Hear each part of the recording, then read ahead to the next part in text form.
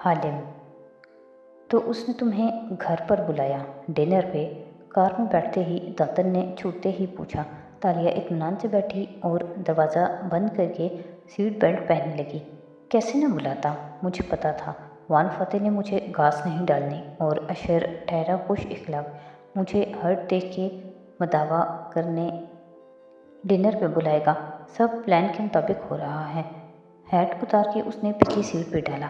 कल दावतनामा भी अशर ने भेजा था, अब ये दावत भी अशर ने कर डाली।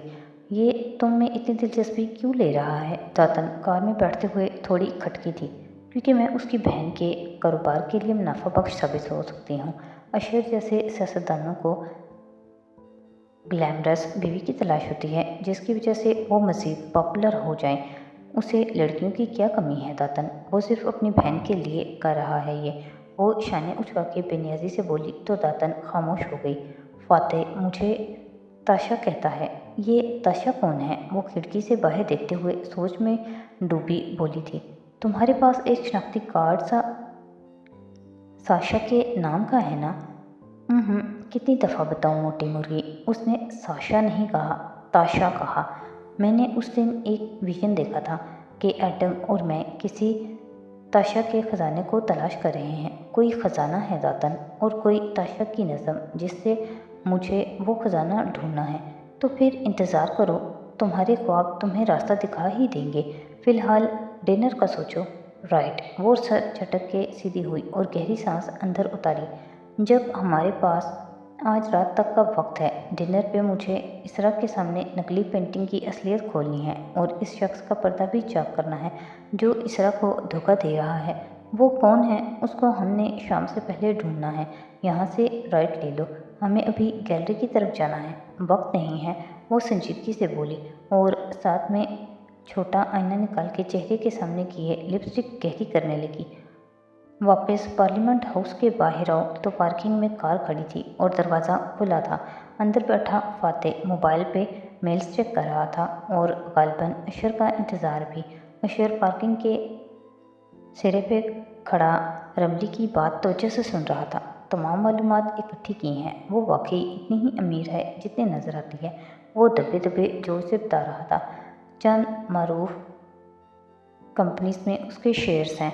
बाप अरसा हुआ मर खप गया था, तब से सारी दौलत की बिला शिरकत गैर मालिक रही है। कई साल अमेरिका में रही, वहीं पली बढ़ी। 3 साल हुए केएल आई है। पार्टीज़ और आर्ट की खिदमत बस यही काम करती है।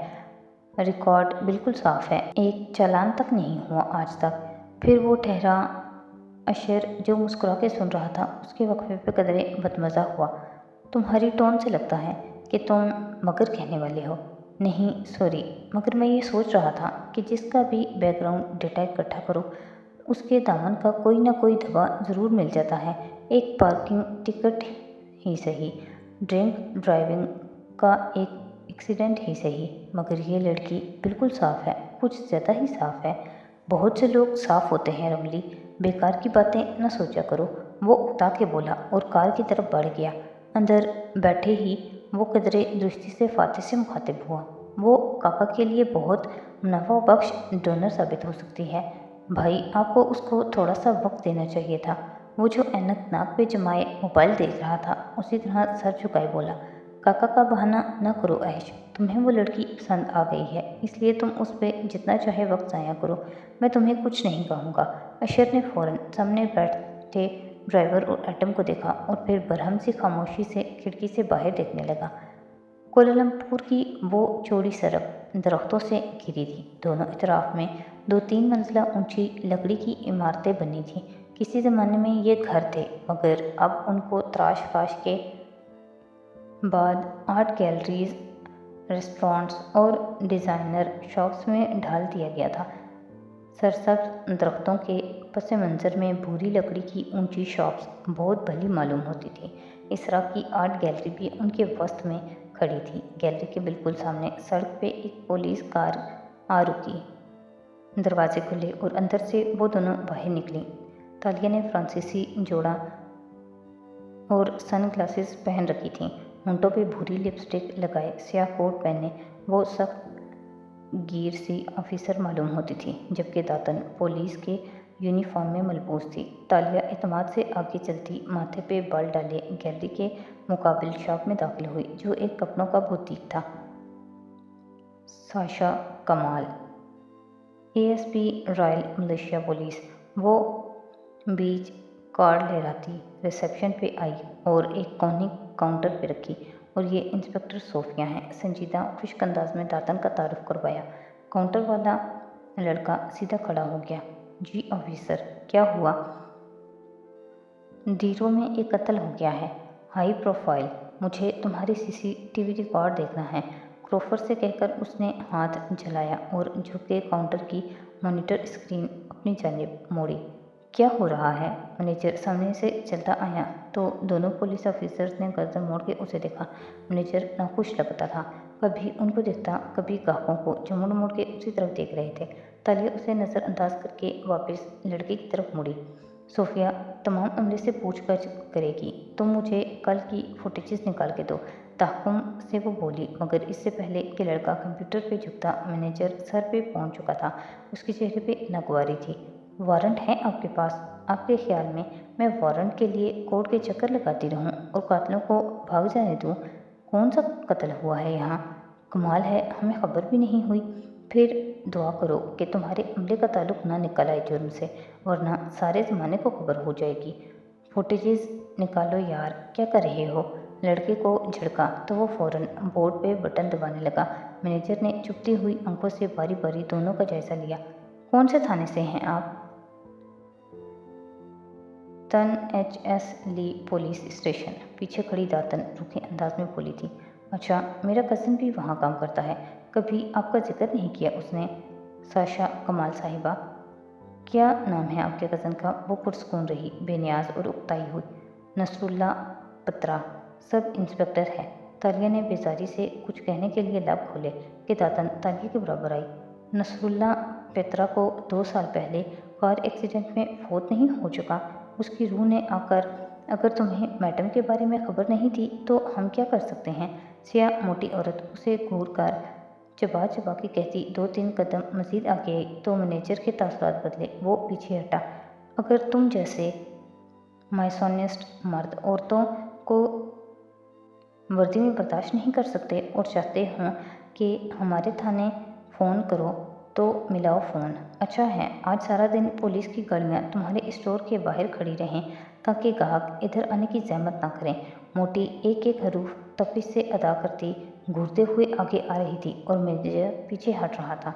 उसके चेहरे की कलफत और शक सब ज़ायल हो चुका था। अब हम थाने से किसी मर्द ऑफिसर को बुला के लाएंगे, या तुम लोगों ने ताउन करना है? तालिया भरमी से बोली। लगाओ, उनको क्या देखना है? शाबाश, दिखाओ। वो लड़के की तरफ घूमा तो वो यस बॉस कहता जल्दी जल्दी मतलूबा फुटेज लगाने लगा। तालिया ने बदिक्कत मुस्कुराहट दबाए फ्लैश ड्राइव उसकी तरफ बढ़ा दी।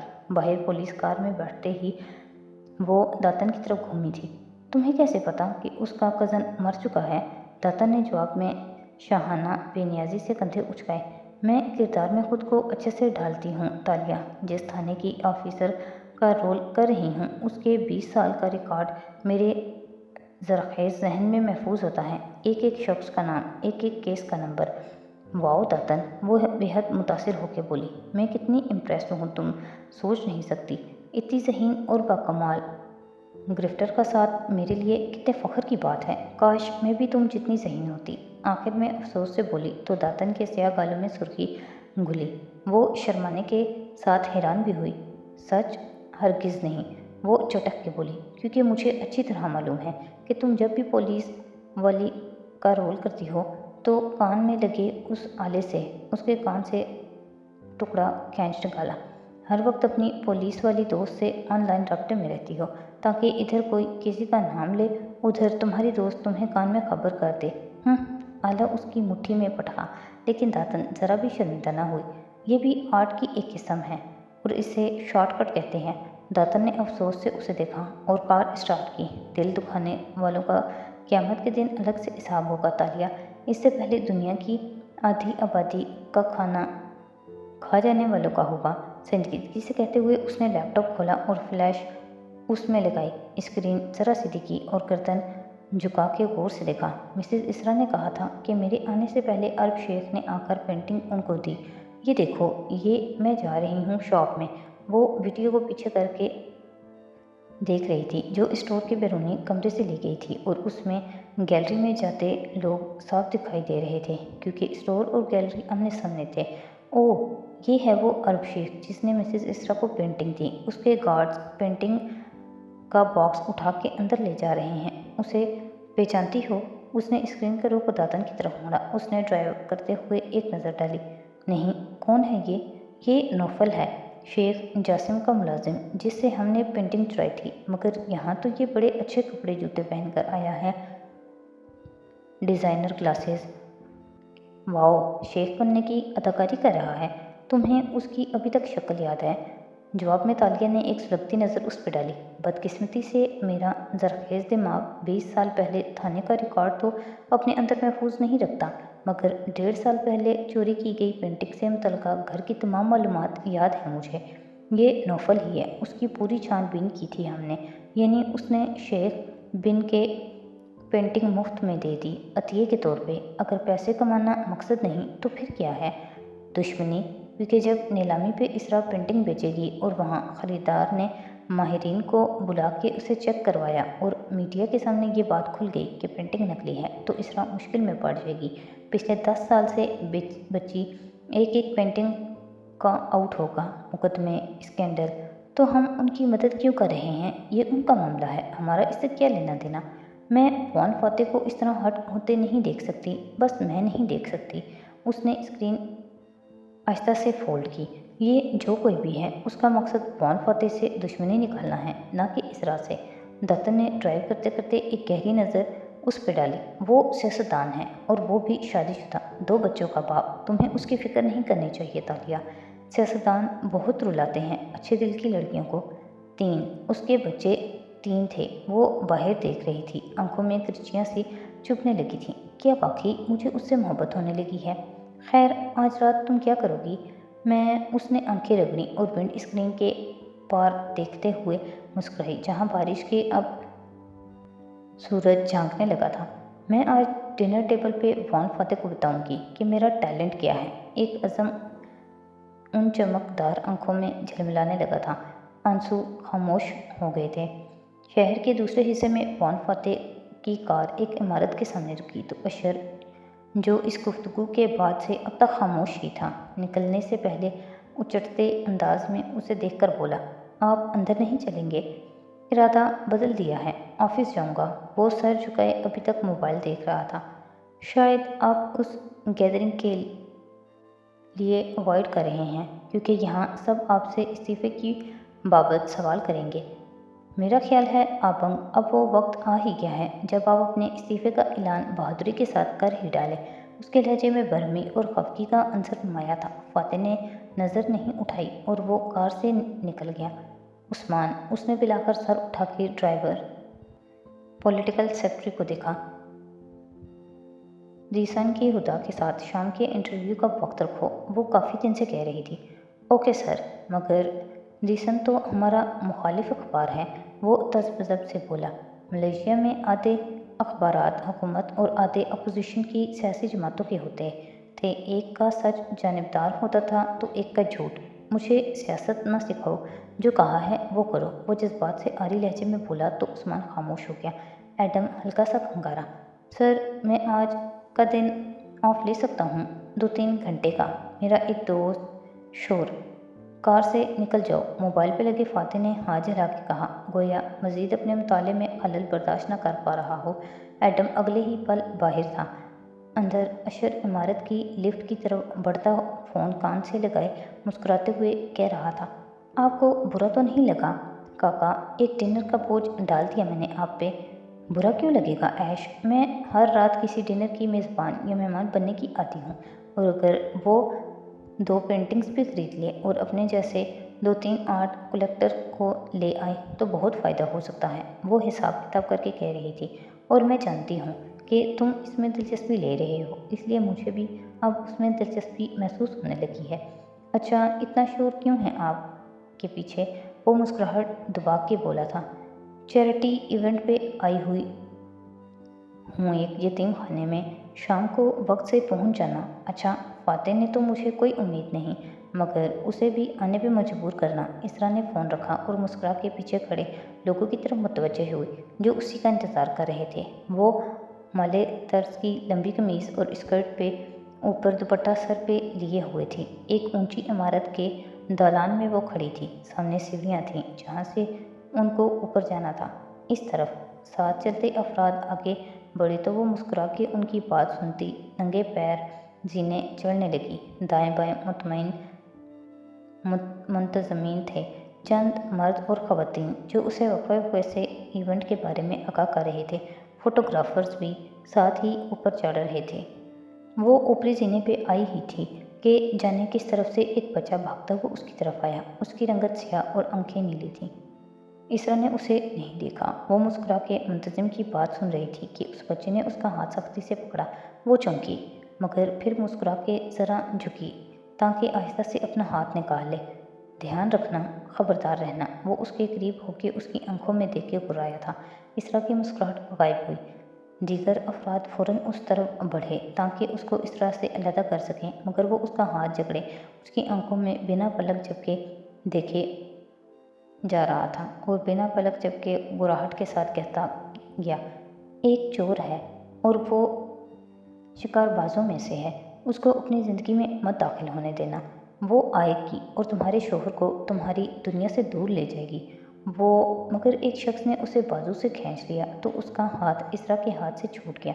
वो उसे झड़कते हुए अपनी गिरफ्त में लिए दूर ले जा रहा था और इसरा यकटिक उधर देख रही थी। चंद लम्हों के लिए वो शल हो गई थी, मगर फिर जबरन मुस्कुराई और जीने चढ़ने लगी। रंगत अभी तक कदरे अड़ी हुई थी। मुंतजिम घबरा के मदद करने लगा, ये अहमद है, कुछ अरसे से जहनी तवाज़ुन बिगड़ता जा रहा है इसका। कहता है उसको मुस्तकबिल के ख्वाब आते हैं। बस मैं माफ़ी चाहता हूँ। नहीं, कोई बात नहीं। उसने गर्दन मोड़ के इस तरफ देखा जहाँ वो बच्चे को लेकर गए थे। ये पंबूरो क्या होते हैं? पंबूरो लेजेंड है एक। कदीम दास्तानों में उसका जिक्र आता है। एक जादूगर या आलमों का जादूगर सा था शायद, जो अपने आप को पंबूरो शिकारी कहते थे। मगर आप इन बातों में ना पड़ें। अहमद का जहनी तवाज़ुन दुरुस्त नहीं है। वो उसे तसल्ली लगाकर गहरी सांस लेकर जीने चढ़ने लगी। उसे इन हकीकत से मावरा बातों पे वैसे भी यकीन नहीं था। कोलालमपुर का वो एक मसरूफ़ बाज़ार था। दरमियान में ईंटों की रूश बनी थी और दोनों इतराफ़ में दुकानों की कितारें थीं। उनके बरामदों में छतरी वाले स्टॉल लगे थे जहां लोग रुक रुक के खरीदारी करते दिखाई देते थे।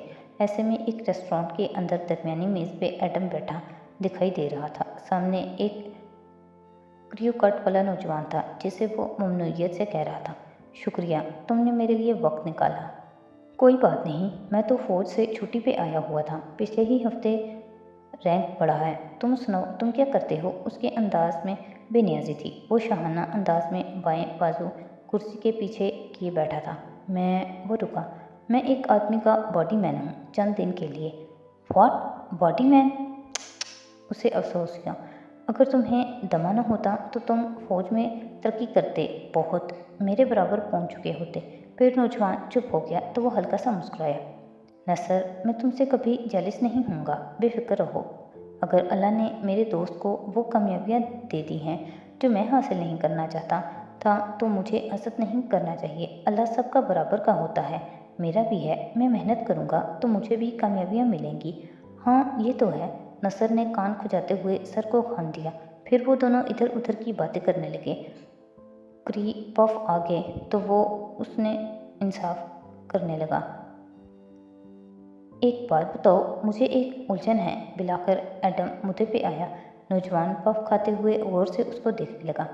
अगर किसी लड़की वो लड़की कहते कहते आदमी बोल गया, किसी आदमी को तुम दो मुख्तलिफ जगहों पे दो मुख्तलिफ हिलियों में देखो तो उसका क्या मतलब होगा? ये तो उन दो जगहों पे मुनहसर है एटम। क्या? वो समझ नहीं पाया। अगर कोई शख्स दो मुख्तलिफ हुलिये बना के दो मुख्तलिफ जगहों पे मौजूद है तो ये देखना होगा कि इन दो जगहों में क्या मुश्तरक है। वो किसके आगे पीछे घूम रहा है? एडम शल रह गया। बिल्कुल शल। वो तो हुलियों में ही उलझा रहा, ये ख्याल ही ना आया था। ایک ہائی پروفائل شخص کے گرد۔ ایڈم کی حیرت میں ڈوبی زبان لڑکھڑائی۔ 2 دفعہ میں نے اسے دیکھا ہے، ایک دفعہ نوکر کے روپ میں، ایک دفعہ امیر انسان کے روپ میں۔ تو صاف ظاہر ہے وہ اس ہائی پروفائل شخص کو ٹارگٹ کر رہا ہے۔ تمہارے خیال میں وہ ایسا کیوں کرے گا؟ وہ الجھنوں میں گھر گیا تھا۔ کیونکہ یہ بہروپیے جاسوس یا کرائے کے قاتل ہوتے ہیں جو حلیے بدلتے ہیں اور کسی خاص جگہ یا شخص کو ٹارگٹ کرتے ہیں۔ ان کا مقصد کسی کو قتل کرنا یا کوئی اہم چیز چرانا ہوتا ہے۔ مگر میں نے اس سے پوچھا کہ وہ وہی ملازم ہے تو وہ بھلا کہ نہیں۔ اس نے مجھے اتنا برا بھلا بھی کہا۔ اس کو اپنا غم یاد آیا۔ تو تمہارے خیال میں اس نے مان جانا تھا، بلکہ اسے تو ہنگامہ کر کے تمہیں نوکری سے نکلوانا چاہیے تھا تاکہ تم اس کے لیے رکاوٹ نہ بنو۔ یعنی وہ وہی ہے۔ پہلی دفعہ اسے 1000% یقین آیا تو وہ دنگ رہ گیا۔ اگر ہنگامہ کھڑا کیا ہے تو وہ بالکل وہی ہے، کیونکہ چور ہی سب سے زیادہ شور مچاتا ہے۔ وہ سینڈوچ کے بائٹ لیتے عام سے انداز میں کہہ رہا تھا۔ مطلب میں ٹھیک تھا۔ یا اللہ، وہ کون ہے؟ چور، جاسوس یا قاتل؟ پھر چونک کے دوست کو دیکھا۔ اب میں کیا کروں؟ یہ اس گھر کا معاملہ ہے جہاں تم نوکری کرتے ہو۔ ایڈم نے جھٹ سر ہلایا۔